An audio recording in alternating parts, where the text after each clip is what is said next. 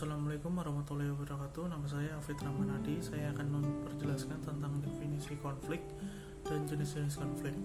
Dalam Kamus Bahasa Indonesia, konflik dapat diartikan langsung menjadi pertentangan atau berselisih paham, berbeda pendapat, dan tidak sejalan.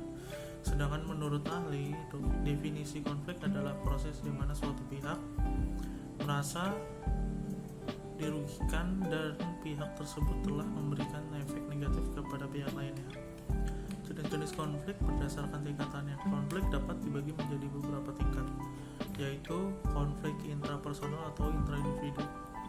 Konflik intrapersonal adalah konflik yang terjadi pada diri sendiri. Konflik intrapersonal ini ditimbulkan oleh faktor-faktor pemikiran pribadi itu sendiri, seperti sikap, emosi, prinsip, dan kepentingan diri sendiri. Pada umumnya, konflik intrapersonal ini terjadi karena adanya dua keinginan atau lebih yang tidak dapat dipenuhi.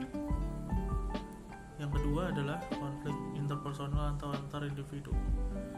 Konflik interpersonal ini adalah konflik yang terjadi karena pertentangan antara satu individu dengan individu lainnya. Konflik ini biasanya dipengaruhi oleh adanya perbedaan di antara masing-masing individu tersebut.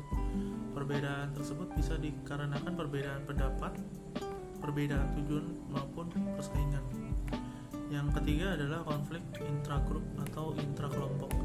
Konflik intragrup adalah konflik yang disebabkan oleh individu-individu dalam kelompok itu sendiri. Konflik intragrup atau intrakelompok ini terjadi karena adanya ketidakcocokan atau kesalahpahaman di antara kelompok tersebut. Yang selanjutnya ada konflik intergrup atau antar kelompok. Konflik intergrup adalah konflik yang terjadi karena adanya perbedaan ataupun persaingan di antara dua kelompok dalam suatu perusahaan. Konflik kelompok ini dapat terjadi karena adanya perbedaan antara pekerja dan manajemen perusahaan ataupun antara unit kerja satu dengan yang lainnya. Yang selanjutnya ada konflik interorganisasi.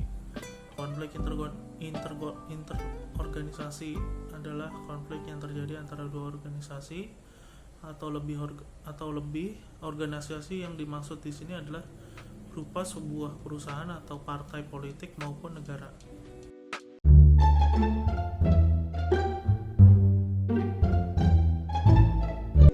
Selanjutnya ada penyebab konflik.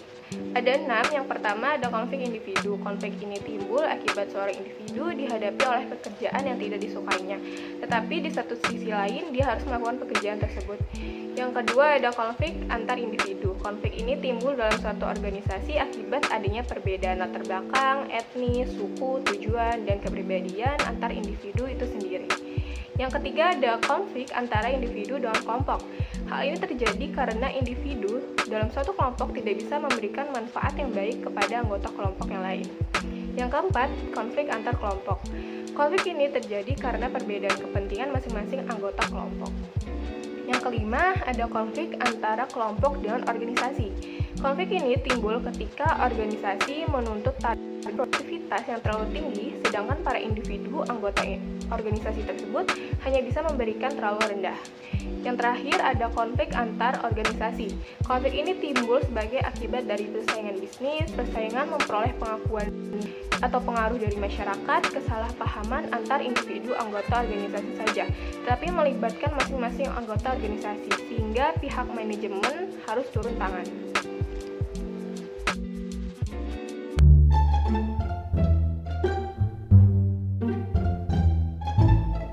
Di sini saya akan menjelaskan faktor-faktor apa saja yang mendorong terjadinya sebuah konflik dalam organisasi.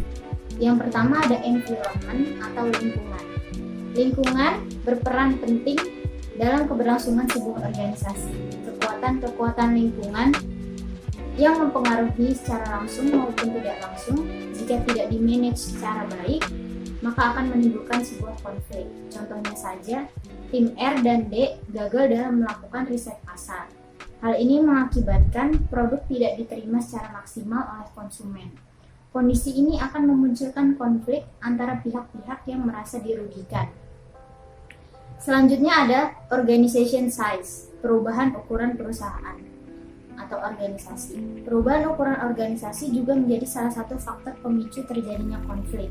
Perubahan ini mempengaruhi strategi, sistem, dan struktur organisasi sehingga ketiganya terpaksa dirubah. Dan dalam hal ini tentu ada pihak-pihak yang tidak sependapat sehingga dapat memunculkan sebuah konflik. Selanjutnya ada teknologi. Teknologi memungkinkan adanya alokasi tugas antar departemen yang mengakibatkan saling ketergantungan antar departemen. Kelompok yang mempunyai tugas saling tergantung lebih sering dan harus berbagi sumber daya. Saling ketergantungan dapat menciptakan sebuah konflik. Contohnya saja, saat kepala divisi A hendak melakukan rapat antar divisi dengan anggota-anggotanya, tetapi anggotanya tidak kooperatif dan tidak interaktif dalam rapat online tersebut, sehingga rapat pun menjadi terhambat. Selanjutnya ada goals atau pencapaian tujuan organisasi. Pencapaian tujuan organisasi juga merupakan salah satu faktor pendorong terjadinya konflik karena adanya perbedaan kepentingan dalam mencapai tujuan baik antara individu maupun kelompok. Yang terakhir ada struktur. Perubahan struktur artinya perubahan tugas dan wewenang. Salah satu faktor penyebab konflik bisa juga berkenaan dengan tugas dan wewenang. Terjadi perbedaan pendapat antara individu yang satu dengan yang lainnya dalam satu tim yang sama. Sehingga tujuan dari satu tim tersebut pun tidak tercapai karena adanya perbedaan pendapat atau juga hilangnya kontrol wewenang.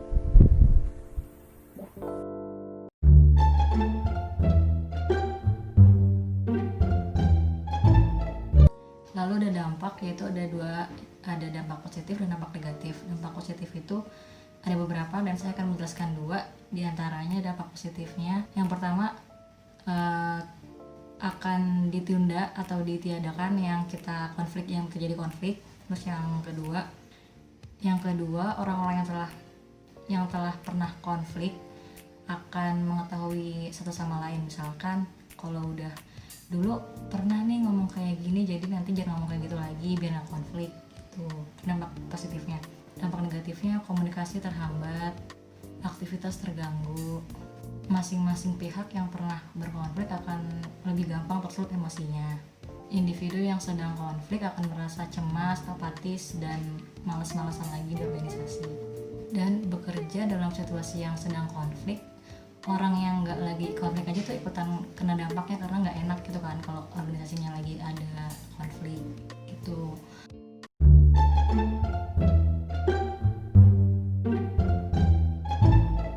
Penyelesaian konflik terdiri dari 9 bagian. Yang pertama ada structural separation, yaitu kelompok yang tidak suka atau tidak nyaman apabila mereka bekerja dalam satu bagian. Dan yang kedua, apabila terjadi konflik dalam organisasi tersebut, maka dibutuhkannya otoritas tertinggi atau pemimpin sebagai pengambil keputusan dalam memecahkan konflik dan masalah-masalah lainnya. Dan yang ketiga ada limited communication, yaitu pembatasan komunikasi antara rekan dalam satu kelompok. Gunanya itu supaya menghindari kesalahpahaman dan juga hanya berbicara tentang terkait isu-isu atau masalah-masalah yang ada di dalam organisasi tersebut. Lalu selanjutnya ada integrating devices, yaitu apabila ada dua kelompok yang berselisih, maka masing-masing kelompok harus memiliki tim khusus nih untuk membahas dan mencari jalan keluar atas kesalahpahaman tersebut. Selanjutnya ada confrontation and negotiation.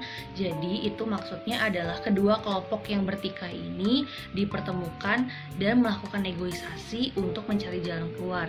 Yang jalan keluarnya itu harus menguntungkan dan baik untuk kedua belah pihak.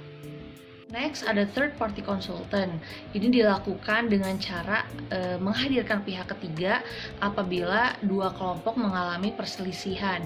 Pihak ketiga bisa konsultan dari luar perusahaan untuk mencari jalan keluar, tentunya harus memiliki kredibel yang kompeten untuk bidang tersebut. Selanjutnya ada member rotation, yaitu memindahkan individu entah itu secara temporer ataupun permanen. Jadi di switch gitu nih. Gunanya adalah untuk supaya mereka bisa memahami kebiasaan-kebiasaan atau masalah-masalah yang dialami oleh kelompok lain. Selanjutnya ada superordinate goals. Maksudnya adalah pemimpin dalam organisasi tersebut harus sesering mungkin menyampaikan dan mensosialisasikan apa sih tujuan utama dalam organisasi ini, jadi supaya nggak melenceng.